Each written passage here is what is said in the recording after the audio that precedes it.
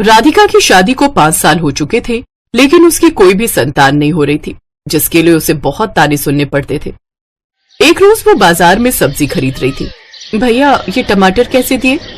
आपके लिए बिल्कुल फ्री है। राधिका हैरान हो गई। क्यों भैया, मुझे आप फ्री में टमाटर क्यों दे रहे हैं? मैं आपको बहुत पहले से जानता हूँ, आप एक बांझ औरत हो, इसीलिए आप पर तरस खाकर मैं फ्री में टमाटर दे रहा हूँ। इतने में आसपास के लोग राधिका को पहचान गए और उसे बांझ बांझ कहकर चिढ़ाने लगे।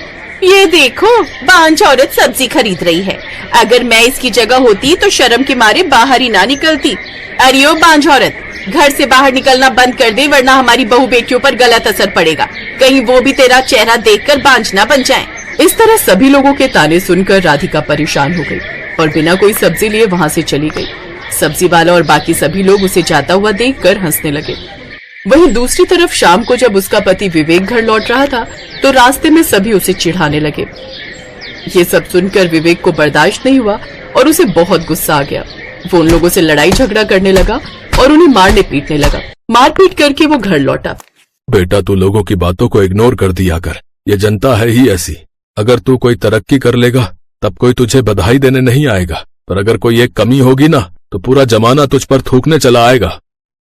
हाँ बेटा, लोगों की बातों पर ध्यान मत दे। मुझे लगता है बहू में ही कोई कमी है। तू ऐसा कर, दूसरी शादी कर ले।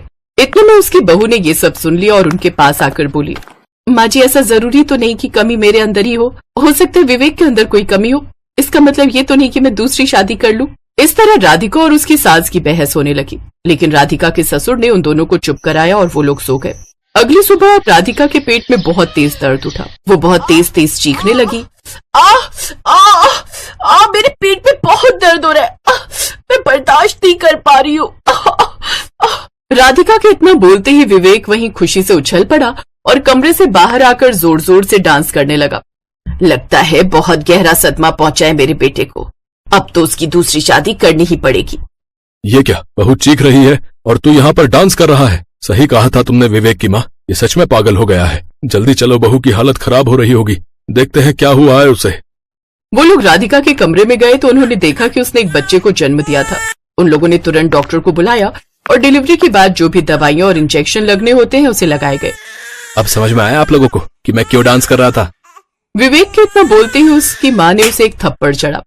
बहू को जब पेट में दर्द हो रहा था तो तुझे हम लोगों को आकर बताना चाहिए था, ना कि बाहर आकर डांस करना चाहिए था। डिलीवरी के समय उसके पास कोई नहीं था। अभी बहू को कुछ हो जाता तो। वो लोग हैरान तो हो गए, अचानक से बच्चा पैदा कैसे हुआ। लेकिन इतने दिनों से उन लोगों ने लोगों के इतने ताने सुने थे कि बच्चा होने पर वो खुशी के मारे सब कुछ भूल गए। इस तरीके से सारा घर खुशियां बनाने लगा। लेकिन अगली सुबह फिर से उसके पेट में दर्द होने लगा। विवेक, कुछ कीजिए, मेरे पेट में फिर से दर्द हो रहा है। मैं अभी डॉक्टर को फोन करता हूँ। अभी कल ही तुमने एक बच्चे को जन्म दिया है ना, तो हो सकता है इस वजह से दर्द हो रहा हो।